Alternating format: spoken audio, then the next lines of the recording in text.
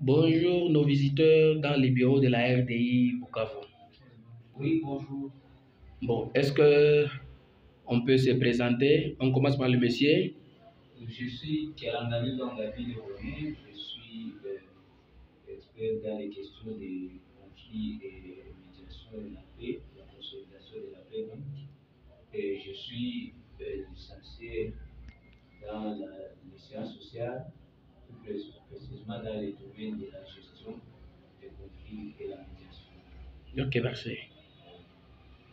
Oui, bonjour monsieur. Moi c'est Kendo Kalita Pacifique. Je suis testeur, comme on l'a dit, donc technicien supérieur en développement rural. Je suis licencié en développement rural, option environnement et développement durable. Entre autres, je suis aussi humanitaire, donc je fréquente aussi le monde humanitaire. Merci mon frère. Nous avons notre thème d'aujourd'hui, la géopolitique et le développement en RDC, précisément dans notre province du Sud Kivu. Est-ce qu'on peut savoir de la géopolitique? Qu'est-ce que la géopolitique? Merci beaucoup, monsieur, pour m'accorder à répondre à cette question. Dans une définition simple, la géopolitique, c'est une étude entre les données géographiques et les données politiques. C'est la simple définition que je peux présenter par là. Ok, merci. Tu peux donner le micro. Merci beaucoup. Ok. Bon, au-delà de ce que mon ami Pacifique vient de dire là, bon, je peux justement compléter la définition, puisque s'il s'agit de définition, il y en a bien sûr plusieurs. Mais au-delà de ce qu'il vient de dire là, la géopolitique, c'est aussi l'étude, donc l'étude des effets géographiques sur la politique normalement, et c'est aussi l'ensemble des rivalités, que les gens peuvent avoir autour d'une question de pouvoir dans un autre domaine. Ok, merci. Ok, merci. Bon, ici nous sommes aussi du Kivu pour que Batu Sikie, Nini, Moneza Sema, même le français, et ceux qui connaissent le Lingala, la Baneza Sema, Swahili Baneza intervenir parce que pour que Batu Sikie à 100%. C'est vrai? Bon, j'ai une autre question que je puisse savoir. De quelle façon la géopolitique peut influencer les développements dans notre province du Sud Kivu? Bon, d'une manière simple, je pense que la géopolitique peut doublement influencer le développement de notre province, de Sud Kivu et la RDC en général. Bon, il peut influencer le développement d'une façon bi. Bon, d'une manière positive, la géopolitique peut influencer le développement de quelle sorte? Par exemple, si une fois nous attendons dans nos différentes organisations, qu'elles soient étatiques ou privées ou les ONG, il faut s'efforcer de prendre en compte l'intérêt général. Donc, si moi je représente par exemple un territoire donné de la province du Sud Kivu, dans les recrutements, dans le travail, donc il faut prendre, prendre en compte la participation de tout le monde, donc la participation de tout le monde pour un intérêt général, pour la réalisation d'un intérêt général. Donc, les gens qui représentent des contrées données, des territoires donnés, ne doivent pas prendre la question, donc le travail, donc la représentation dans des organisations comme une question de représentativité de leur territoire. Ils doivent d'abord savoir que si je suis là, c'est pour œuvrer pour le développement de toute la province, pour l'intérêt général. Là, c'est d'une manière positive.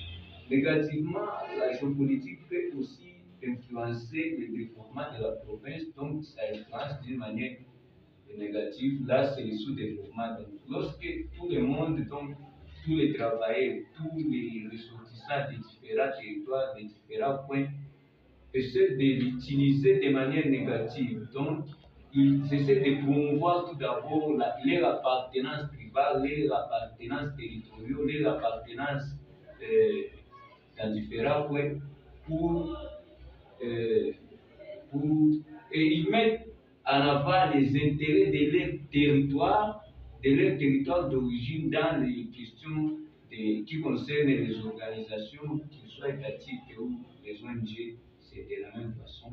Donc là, c'est de manière négative et ça ne facilitera pas la province d'aller de l'avant. Donc il n'y aura pas de frein au développement de la province.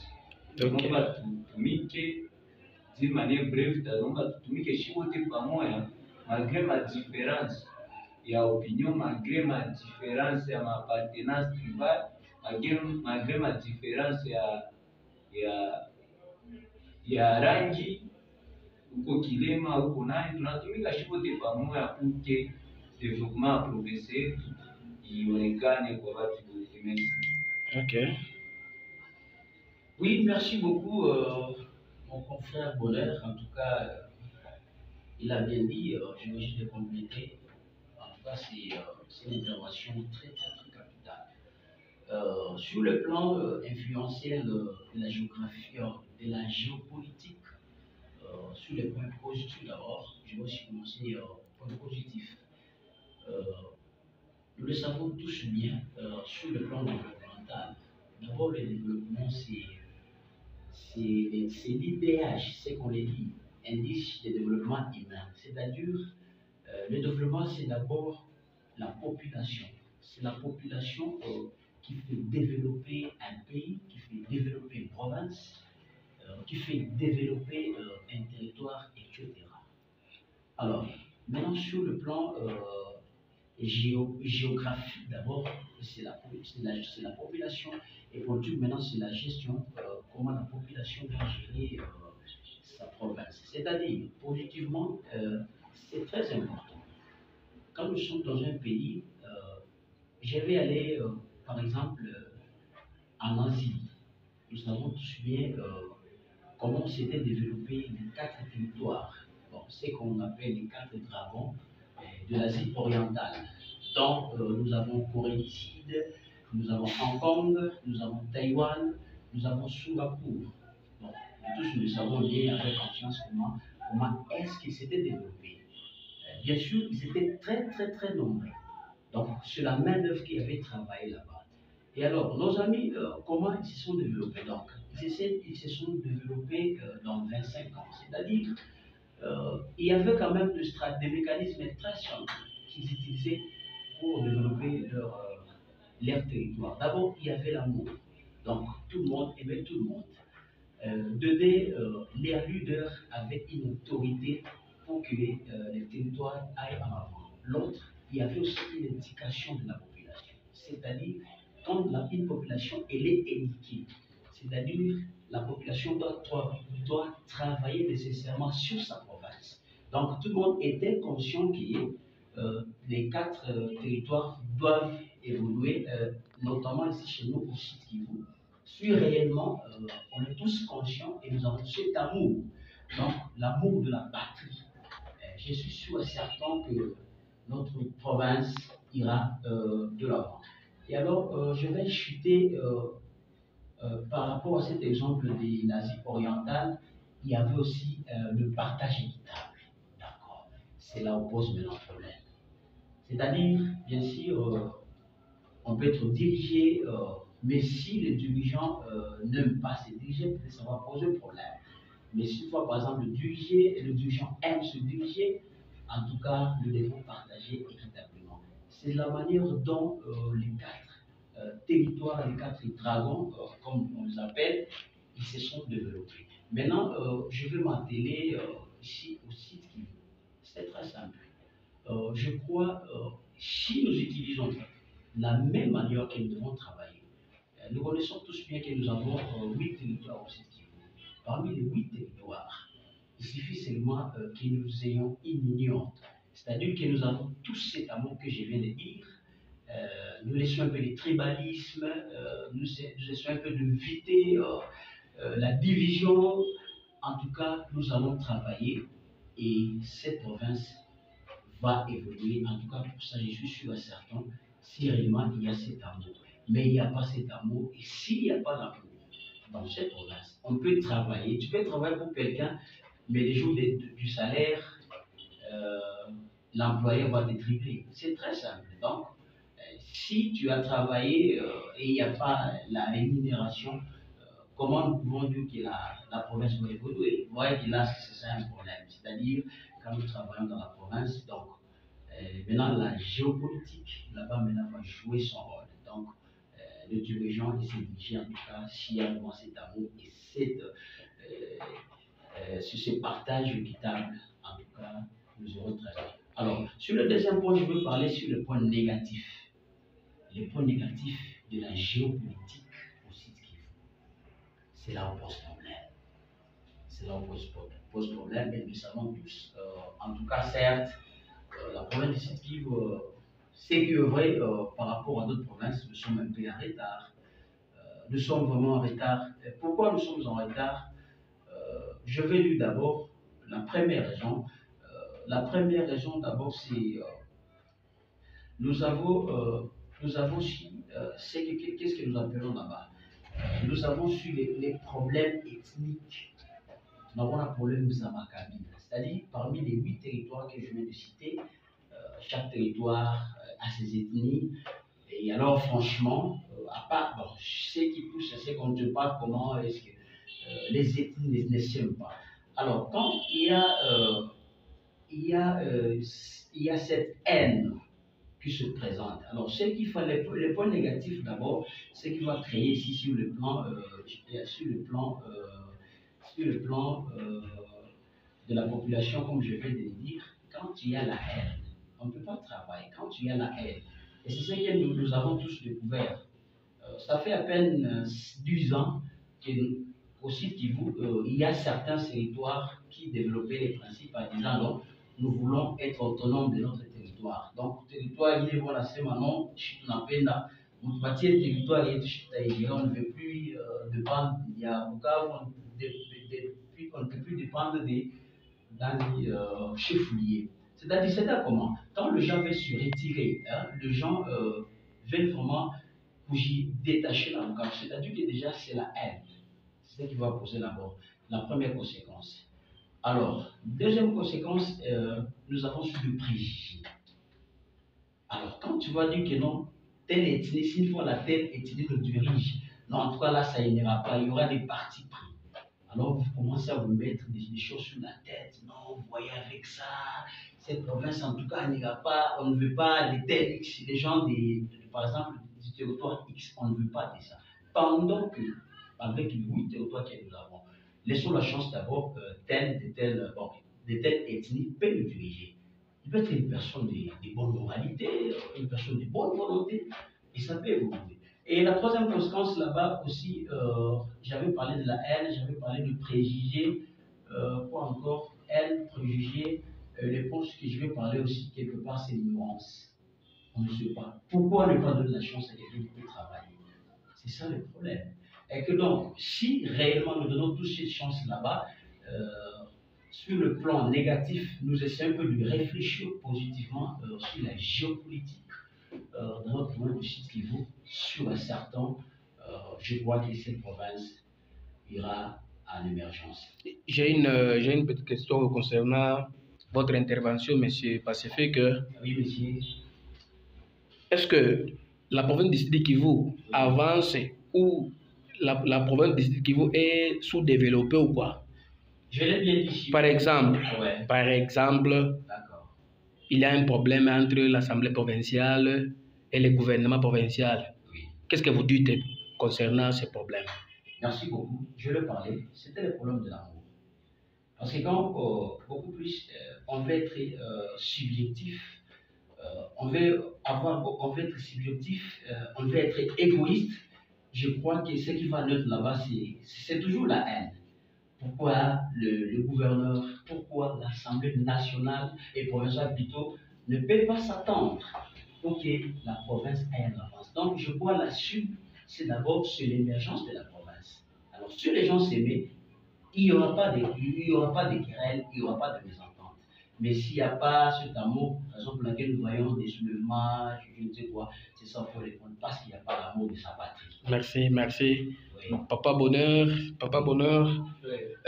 quelles sont les conséquences alors de cette géopolitique dans la province? Bon, les conséquences sont vraiment mauvaises. Si la géopolitique elle est utilisée de façon négative, là c'est dangereux. Par exemple, nous sommes en train de voir la situation qui traverse la province du Sud Kivu. Je vais un peu revenir sur l'histoire. Récemment, donc il n'y a pas plus de 6 mois, avec les nominations dans les territoriales, il y avait des territoires qui ne se sont pas retrouvés dans les nominations. Au point que vous avez vu les conflits qu'il y a aujourd'hui à Chabunda. À Chabunda, il y a un conflit, il y a un administrateur des territoires qui a été désigné là-bas, qui n'était pas de ce coin-là, de ce coin. Alors que dans tous les territoires de la province du Sud Kivu, c'était des fils des originaires qui étaient nommés là-bas. Et pour le cas de Chabunda, il y avait un autre fils qui avait été importé ailleurs pour venir diriger les territoires là-bas. Ce qui a causé des conflits vraiment. Jusqu'à aujourd'hui, l'administrateur ne s'est pas installé dans son bureau, puisque je pense qu'il gère maintenant la province en ligne. Et donc, les territoires en ligne, ce qui n'est pas encouragé. Donc, si la géopolitique elle est utilisée de manière négative, il y a d'abord les conflits qui doivent surgir. Premièrement, des conflits qui peuvent amener tous les problèmes que nous connaissons avec les conflits, des accords à ma vie, pour avoir tout, ma conflit, za pouvoir, n'hésiter à susciter même ma conflit entre ma différentes ethnies. Alors que on était dans la voie de la cohésion entre les différentes provinces avec les différents accords qui avaient été signés. Je cite l'accord de la Roche pour la gestion de la province. Nous avons vu que si vous voyez donc la province du Sud Kivu, il y a deux pôles de développement. Il y a le pôle nord et le pôle sud. Le pôle nord est représenté vraiment par des territoires d'Idji, de Calais, de Kabare et Walungu. Les sites là, nous trouvons les Chabunda, les territoires d'Ouvira, les Fizi et le Mwenga. Si vous voyez très bien avec l'histoire de la province, c'est comme si nous sommes en train de voir que le pôle Nord est en train de vouloir imprimer son hégémonie sur la gestion de la province. Ce que les gens d'ici sont en train de dénoncer. Mais si vous suivez très bien l'actualité de la province, il y a des gens d'ici qui sont en train de réclamer, comme mon ami l'a dit, la création de la province de l'île. Pourquoi? C'est puisqu'ils ne se sont pas retrouvés dans la gestion ici. Vous allez voir ici, avec les nominations récemment du gouvernement, il y a les pôles qui s'est tapé le luxe d'avoir des six ministres comme ça dans le gouvernement central. Si vous allez dans le gouvernement provincial, là c'est pire.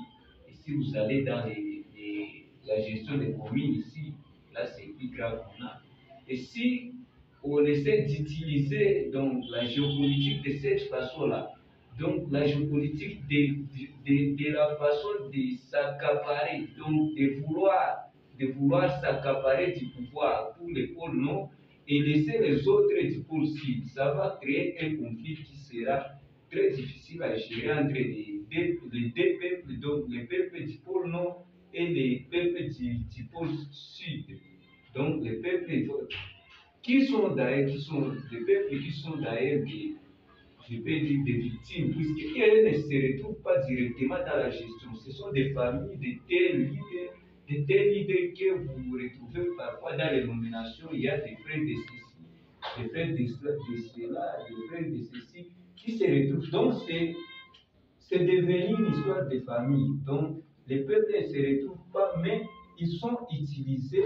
Donc, ces peuples-là sont utilisés pour combattre lorsque tel leader ne se retrouve pas, tel autre ne se retrouve pas. C'est maintenant qu'il recourt à ces peuples-là pour défendre ses intérêts et c'est là que nous connaissons des histoires telles qu'on a vécu avec des morts, des gens qui vont parfois dans les marches pour réclamer la représentativité dans des situations comme ça. Et vous voyez là que ça n'encourage pas le développement.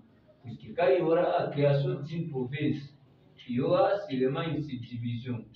Les gens qui sont, par exemple, du sud et qui se trouvent actuellement dans le nord, qu'est-ce qu'ils vont venir?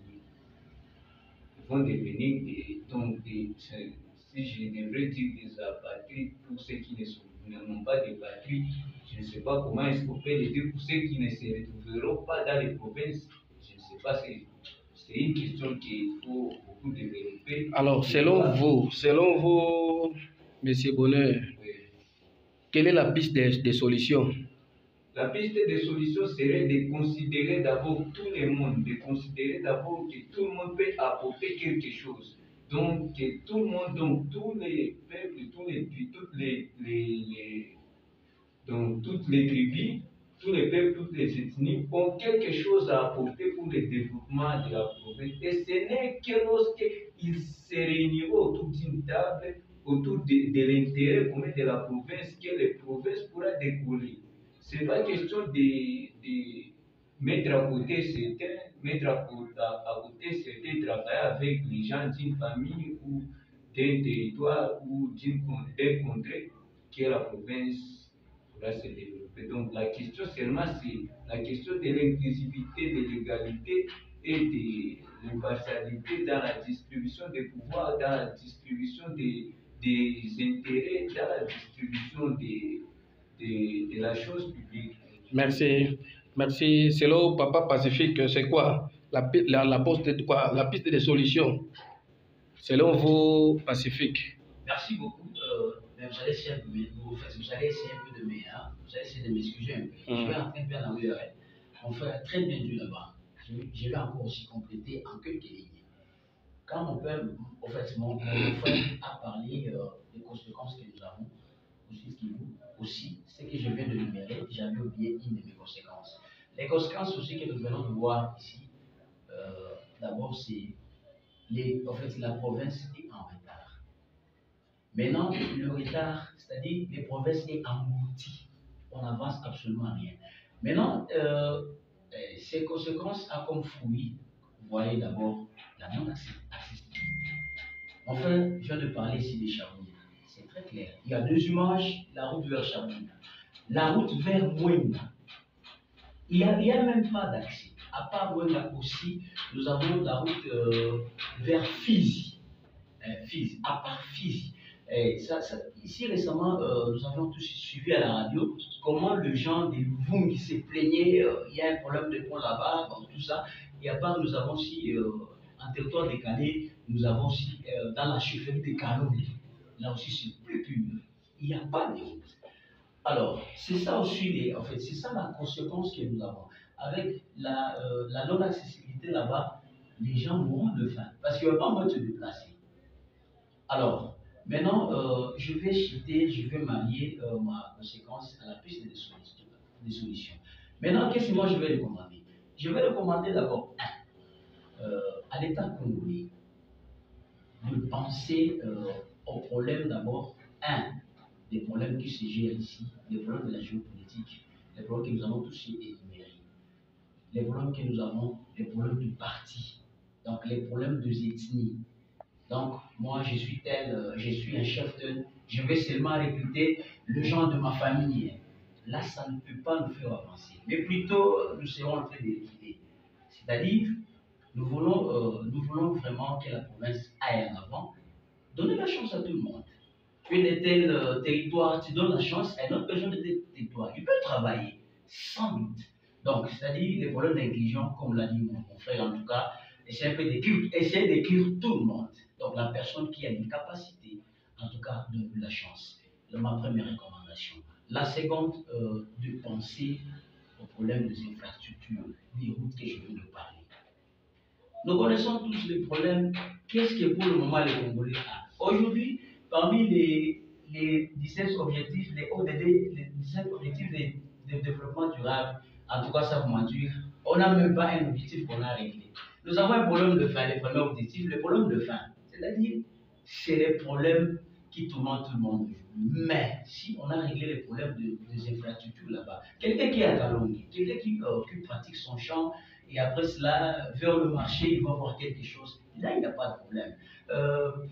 Fizi vers Maniema là-bas, il y a trop d'espace, il y a la productivité là-bas.